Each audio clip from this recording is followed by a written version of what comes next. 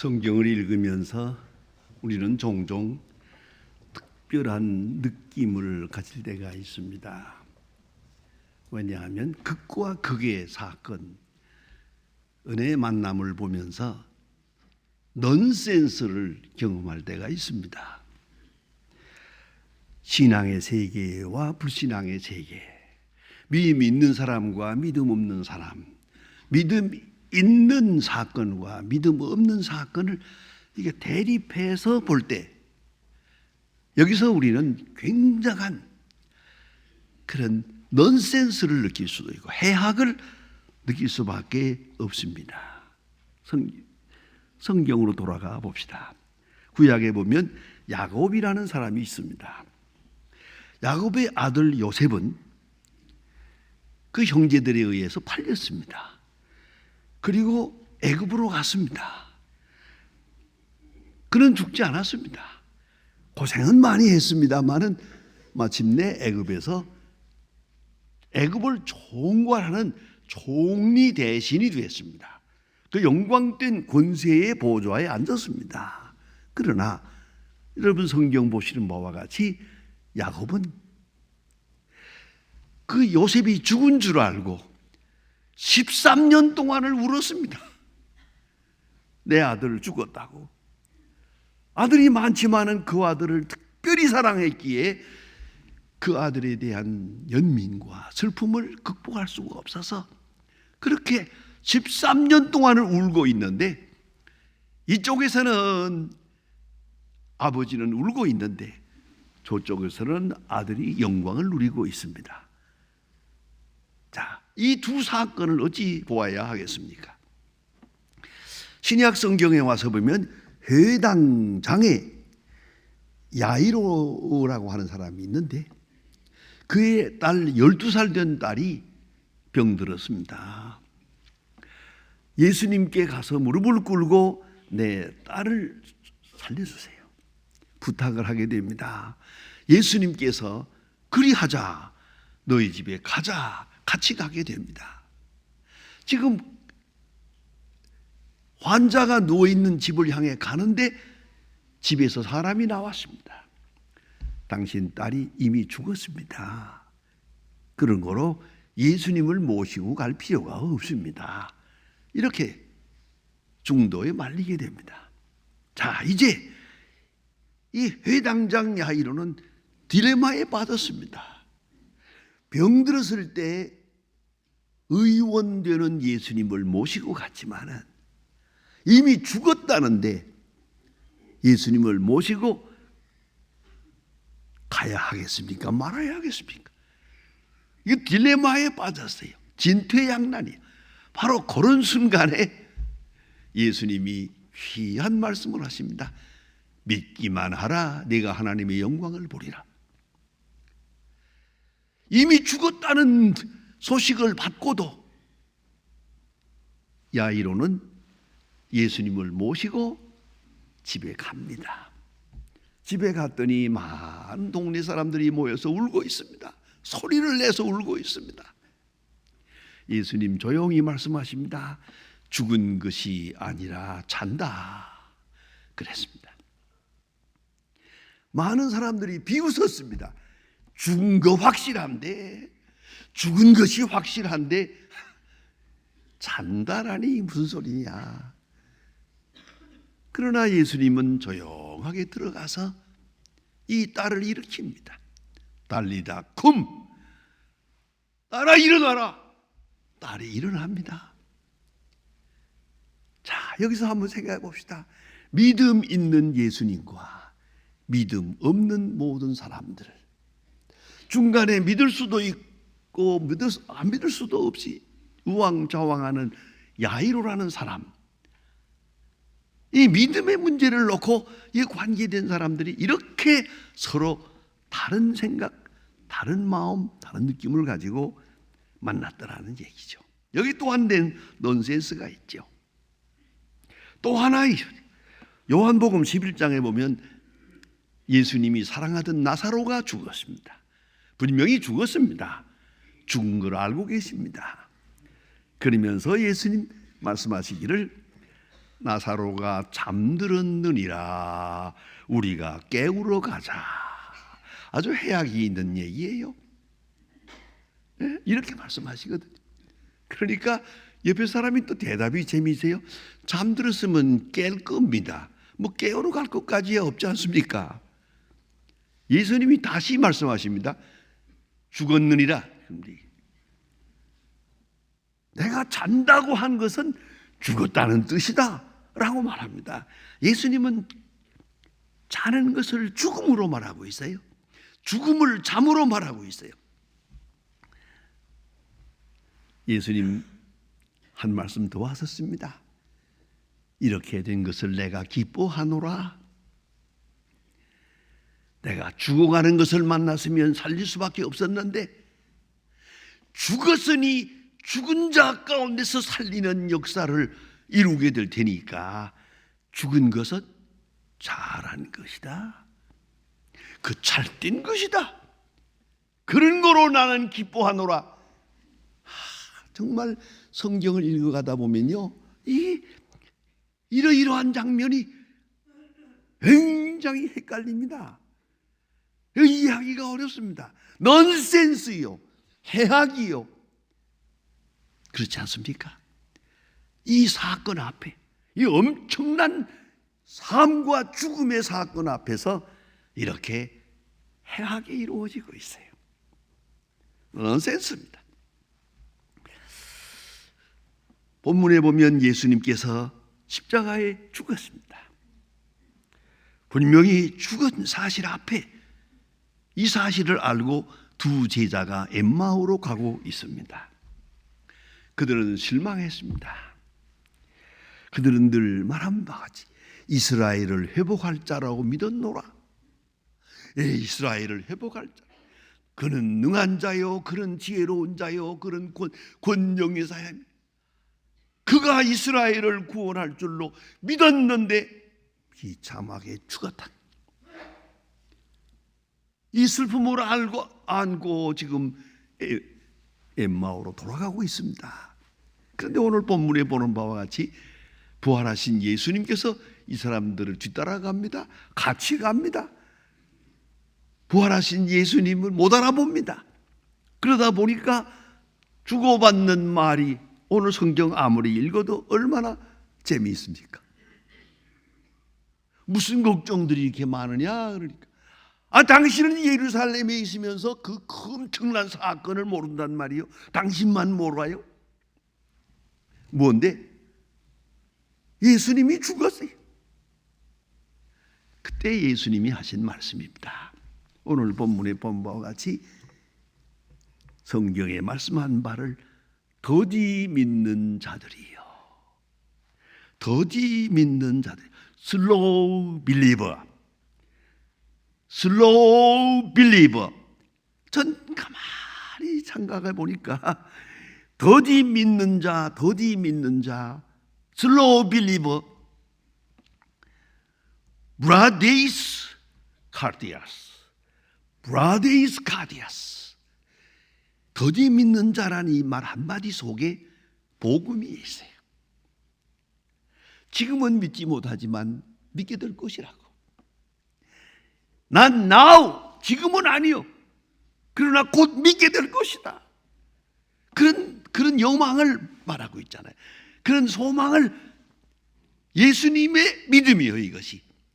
너희들이 지금은 믿지 못하지만 곧 믿게 될 것이다. 그런 거로 믿음이 없는 자들이라고 말씀하지 않고 더디 믿는 자들이라고 하세요. 오늘도 보면 더디 믿는 자가 많아요. 곧 믿게 될 거예요. 그러나 지금은 아니요. 지금은 흔들리고 있거든요. 그런 상황을 보지 않습니까? 믿음 있는 자와 믿음 없는 자의 대결 현상을 볼 수가 있고요. 오늘 본문에서 누누이 우리에게 설명해 줍니다. 눈이 가리워져서 부활하신 예수님과 동행하면서도 예수를 몰라보았다.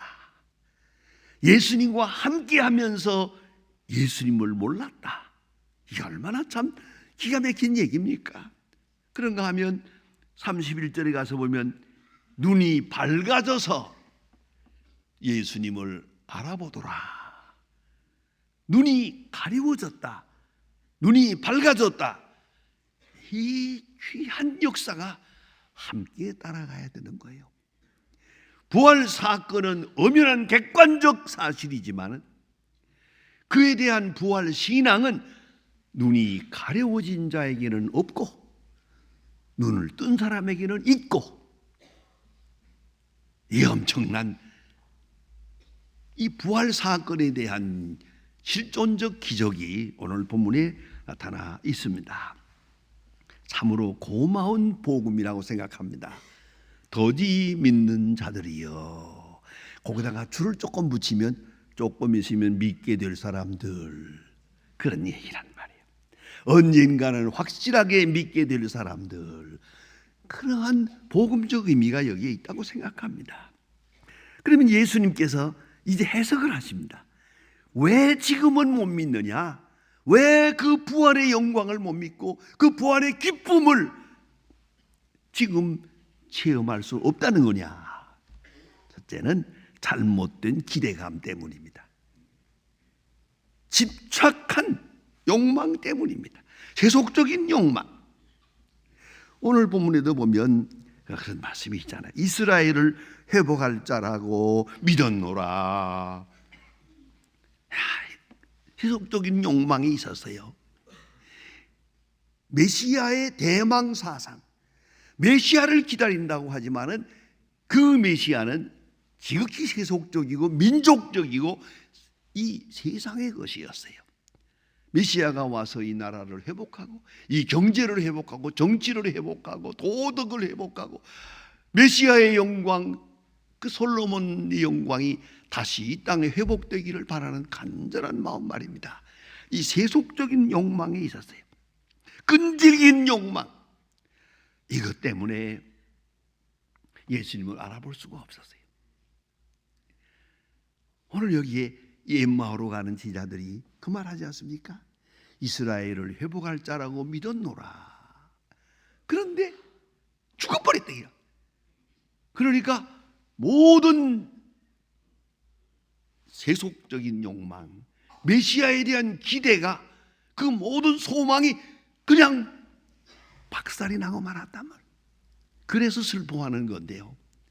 자, 부활하신 예수님께서 다시 나타나실 때 사도행전 1장에 보면 참 서글픈 얘기가 또 한 분 있습니다.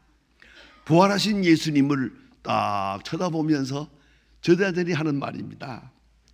이스라엘을 회복할 때가 이때입니까? 또 물어보는 거예요. 이 세속적인 욕망, 개인적이건 민족적이건 참 끊어버리기 어렵습니다. 이것이 끊어지기 전에는 예수님을 바로 알아볼 수가 없어요. 바로 만날 수가 없단 말입니다. 또 한 가지는 성경의 말씀을 더디 믿는 자들이요. 다시 말하면 성경에 예언되어 있거든요. 어떻게? 메시아는 고난을 당하기로, 고난을 당하고 그리고 영광을 누리기로. 고난의 메시아가 있고 영광의 메시아가 있고, 속죄적으로 백성을 위하여 십자가에 죽으시는 예수가 있고, 그리고 부활하시는 예수가 있는. 사실 말하면 이 귀한 관계는 대단히 웅변적입니다. 보세요.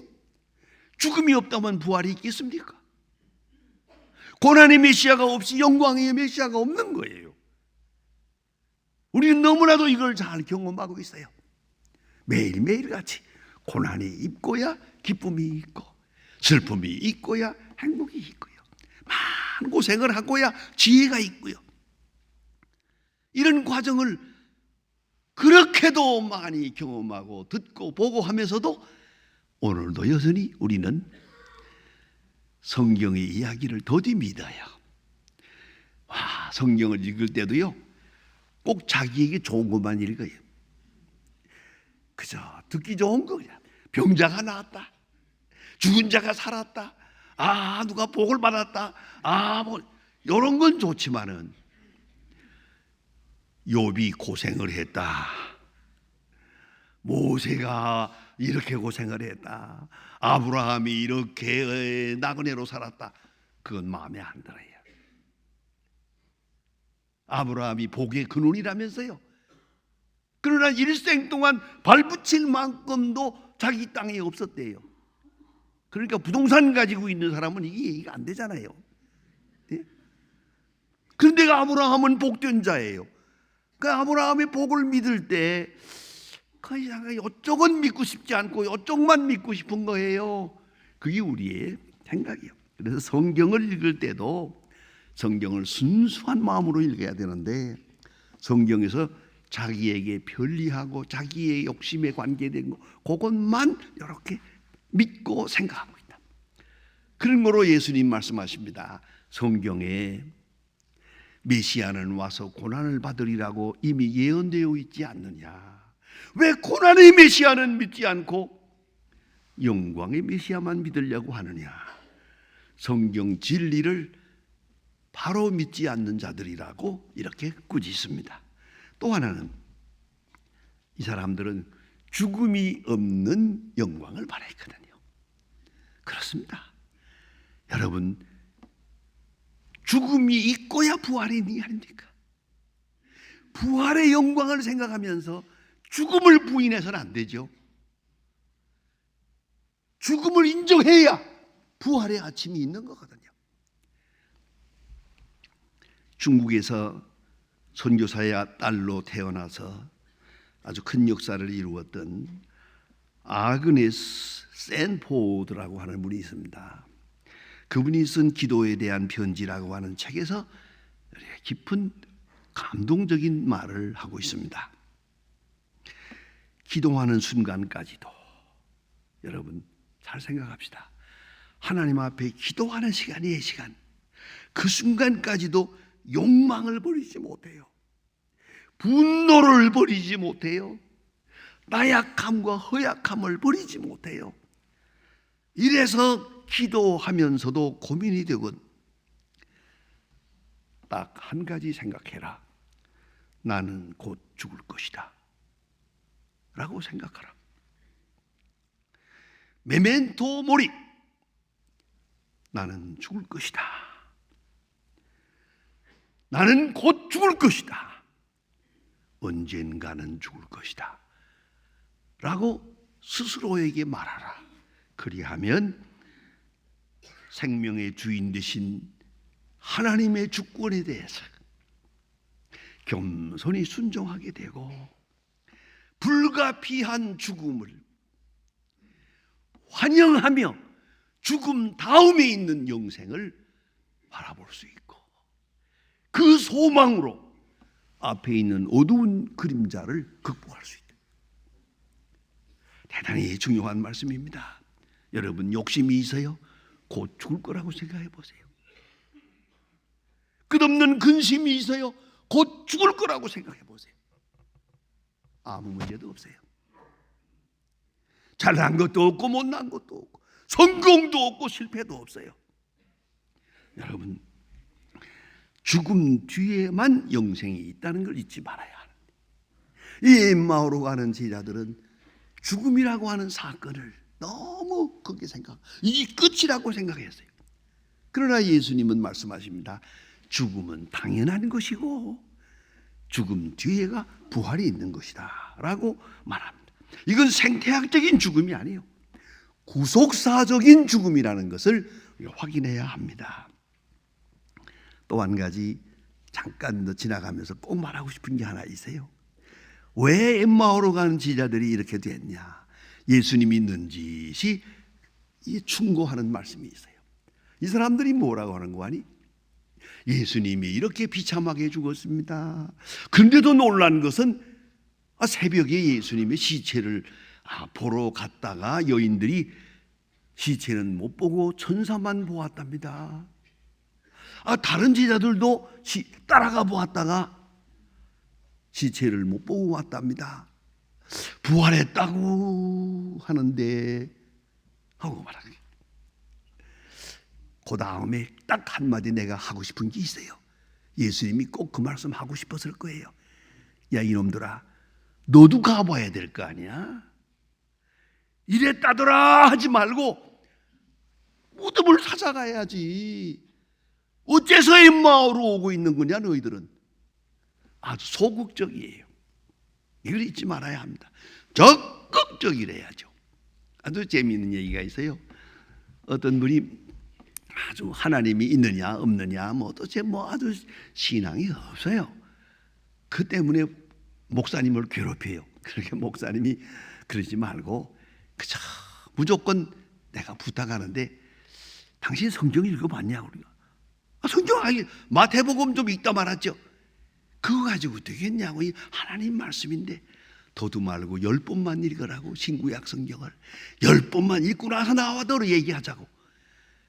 정말로 이 사람이 약속을 지켜서 10번을 읽었어요. 그리고 목사님 앞에 와서 훌륭한 믿음의 사람이 되었어요. 여러분, 우리가 너무 소극적이에요. 하나님의 말씀이라고 하면서 성경도 안 읽어요. 여기에 믿음의 길이 있는 줄 알면서도 들려지는 말씀대로 순종하지 않아요. 그리고 믿음이 생기길 바라요. 이게 얼마나 넌센스입니까? 오늘 예수님께서 눈짓이 꾸짖는 것입니다. 예수님이 부활했다며, 여자들이 부활했다고 했다며, 제자들이 가서도 시체 못 봤다며, 너는 왜 거기 가지 않고 여기 왔느냐? 여러분, 좀 더 적극적이래야 돼요. 적극적으로. 그런 믿음을 가져야 참 믿음에 들어갈 수 있는 것이란 말입니다. 그리고 가장 중요한 결론은 더디 믿는 자가 이제 믿게 될 것입니다. 그것은 성령이 임할 때. 이 말씀을 좀 더 계속해 이어나가면 그런 말씀이 있습니다. 우리 마음이 뜨거워지지 않더냐? 마음이 뜨거워질 때 예수님을 보았어요. 뜨거워질 때야 예수님을 만나볼 수가 있었어요. 그래서 부활절에 꼭 말씀드려야 할 메시지 중에 핵심이 뭔지 아십니까? 부활절과 오순절입니다. 오순절 없는 부활절은 객관적 사건이에요. 이걸 잊지 말아야 합니다. 역사적으로 이루어진 사건에 대해서 값을 말하지 마세요. 우리가 앉아서 부활했을까 안 했을까, 그럴 수 있을까 없을까, 아니, 그건 내가 있다고 했다 있어지고 없다고 해서 없어지는 게 아니에요. 역사적 사건에 대해서는 그대로 두세요. 그건 내 믿음일 뿐이에요. 문제는 내가 믿느냐 안 믿느냐의 문제예요. 이 믿음은 오순절에 있어요. 성령이 충만해지는 오순절 사건이 있을 때 부활 사건이 있고, 부활절이 있고 오순절이 있고, 오순절이 있어서 부활절이 되는 거예요. 이걸 잊지 말아야 합니다. 이 부활 신앙에 깊이 들어갈 때 하나님의 역사는 나타납니다. 빌립보 3장 21절에서 말합니다. 우리의 낮은 몸을 자기의 영광의 몸의 형체와 같이 변케 하시리라. 그의 부활을 보며 나의 부활을 봅니다. 그의 영광을 보며 나의 영광을 봅니다. 그날의 아침을 바라보며 우리의 부활 신앙을 새롭게 해야 할 것입니다. 기도하십시다.